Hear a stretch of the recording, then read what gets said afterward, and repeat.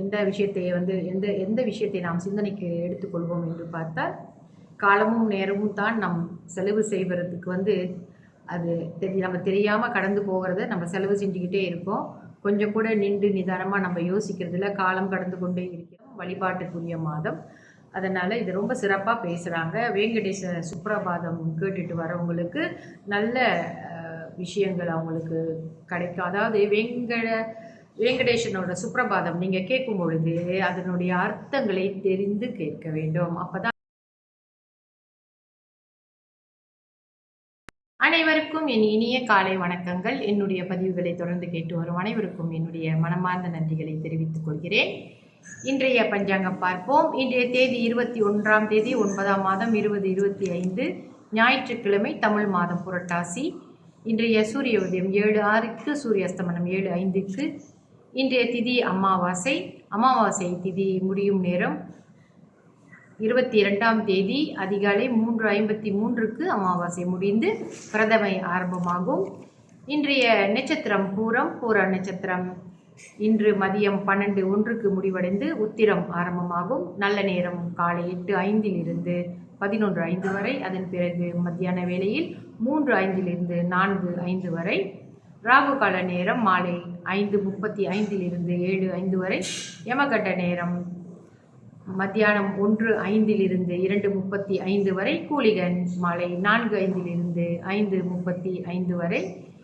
இன்றைய சந்திராஸ்தம ராசி மகர ராசி அன்பர்களுக்கு இன்று சந்திராஸ்தமம்.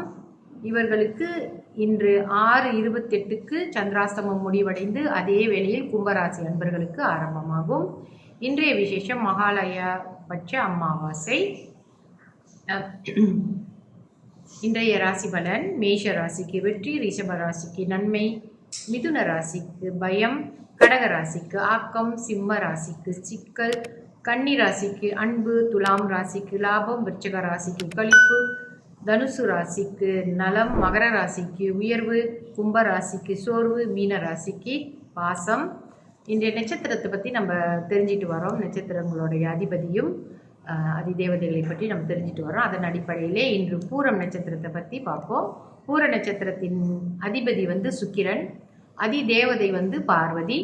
அவருடைய பூர நட்சத்திரத்துடைய கணம் மனுஷ கணம், யோனி பெண் எலி. இவர்களுக்கு விருட்சம் அதாவது மரம், இவர்கள் வளர்க்க வேண்டிய மரம் என்னென்னு பார்த்தோமா, பலாசு அப்படின்னு சொல்லுவாங்க. இந்த பலாசு மரம், இந்த மரங்கள் முக்கியமாக மலை பகுதிகளெல்லாம் இருக்குது. இந்தியாவில் இருக்குது நிறையா இந்த மாதிரி மரங்கள். மலேசியாவில் எனக்கு தெரியல, சில இடங்களில் இருக்குன்னு தான் நினைக்கிறேன். நானும் பார்த்துருக்கேன். அதோட மலர்கள் ஆரஞ்சு கலரில் குத்து குத்தாக ரொம்ப அழகாக இருக்கும் பார்க்குறதுக்கு. இந்த மரத்தோடைய தன்மை மருத்துவ குணம் நிறைந்தது. இந்த மலர்களுக்கெல்லாம் மருத்துவ குணம் நிறைந்தது. இதை பற்றி நீங்கள் தெரிஞ்சுக்கணும். அதாவது பூரம் நட்சத்திரக்காரர்கள் இந்த மரத்தை பற்றி தெரிந்து கொள்ள வேண்டும் என்றால், நீங்கள் வளர்க்க வேண்டிய மரத்தை பற்றி தெரிந்து கொள்ள வேண்டும் என்றால் நீங்கள் பலாசு ட்ரீஸ்னு போட்டு பார்த்தீங்கனாலே அந்த கூகுளில் உங்களுக்கு சொல்லிடும். அதனுடைய தன்மைகளை பற்றி நீங்கள் தெரிந்து வைத்துக் கொள்ளுங்கள். மற்றபடி இன்று நாம் எந்த விஷயத்தை எந்த விஷயத்தை நாம் சிந்தனைக்கு எடுத்துக்கொள்வோம் என்று பார்த்தால், காலமும் நேரமும் தான் நம் செலவு செய்வதற்கு அது நம்ம தெரியாமல் கடந்து போகிறத நம்ம செலவு செஞ்சுக்கிட்டே இருக்கோம். கொஞ்சம் கூட நின்று நிதானமாக நம்ம யோசிக்கிறதுல காலம் கடந்து கொண்டே இருக்கிறது. அந்த முறை அது எந்த முறை நல்ல முறையில் பயன்படுத்தி காலத்துக்கும் நேரத்திற்கும் நம்ம நல்ல விஷயங்களை செய்து வாழ்க்கையில் முன்னேறுவதற்கு நம்ம பாடுபடணும். எப்போவுமே நம்ம ஒரு வேலையை செய்யும் பொழுது இந்த டைம்குள்ளே முடிக்கிறோன்னா அந்த டைம்குள்ளே முடித்தாதான் அடுத்த வேலையை நம்ம சரியான டைமில் செய்ய முடியும். இது ரொம்ப முக்கியம். இந்த மாதம் புரட்டாசி மாதம் ரொம்ப புண்ணிய மாதம் சொல்லுவாங்க. எல்லா மாதங்களும் நம்மளுக்கு புண்ணிய மாதங்கள் தான். இது புண்ணிய மாதம், அதிக புண்ணியங்களை சேர்க்கக்கூடிய மாதம், வழிபாட்டுக்குரிய மாதம். அதனால் இது ரொம்ப சிறப்பாக பேசுகிறாங்க. வெங்கடேச சுப்ரபாதம் கேட்டுட்டு வரவங்களுக்கு நல்ல விஷயங்கள் அவங்களுக்கு கிடைக்கும். அதாவது வெங்கடேசனோட சுப்ரபாதம் நீங்கள் கேட்கும் பொழுது அதனுடைய அர்த்தங்களை தெரிந்து கேட்க வேண்டும். அப்போ தான் அந்த பகவானுடைய தன்மைகள் எல்லாமே அதில் குறிப்பிட்டிருப்பாங்க.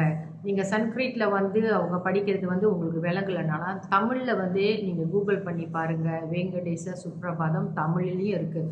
ரொம்ப அருமையாக இருக்கும். அவரை பற்றி அவங்க பாடி வச்சிருக்கிற விஷயங்கள் எல்லாம் பெருமானை பற்றி நீங்கள் தெரிந்து கொள்வதற்கு இந்த சுப்ரபாதம் உங்களுக்கு நல்ல வழிகாட்டியாக இருக்கும். ஒரு குட் மார்னிங் சொல்கிறது பகவானுக்கு சுப்ரபாதம் என்றாலே அது வந்து குட் மார்னிங் தான். அவருக்கு குட் மார்னிங் சொல்கிறது. நம்ம வந்து நம்ம நண்பர்களுக்கும் சொந்தக்காரங்களுக்கெல்லாம் குட் மார்னிங் சொல்லிகிட்டு இருக்கோம். அதுக்கு முன்னே நாம் வணங்கக்கூடிய தெய்வங்களுக்கு நம்ம குட் மார்னிங் சொல்கிறது மறந்துடுறோம். ஸோ அந்த வகையில் தான் இந்த பள்ளி எழுச்சின்னு சொல்லுவாங்க தமிழ் வார்த்தை. இதை சுப்ரபாதம் என்று சன்ஸ்கிரிட்டில் சொல்கிறாங்க. இது ரொம்ப முக்கியமான ஒரு விஷயம். அதான் அந்த கௌசல்யா சுப்ரபாதம்னு வருங்களே, அதுதான் நான் சொல்கிறேன். அது தமிழ்லேயும் இருக்குது. தமிழில் கேட்டிங்கன்னா நல்லா விளங்கும். அதோட அர்த்தம் ரொம்ப நல்லாயிருக்கும். ஸோ கேட்டுட்டு வாங்க.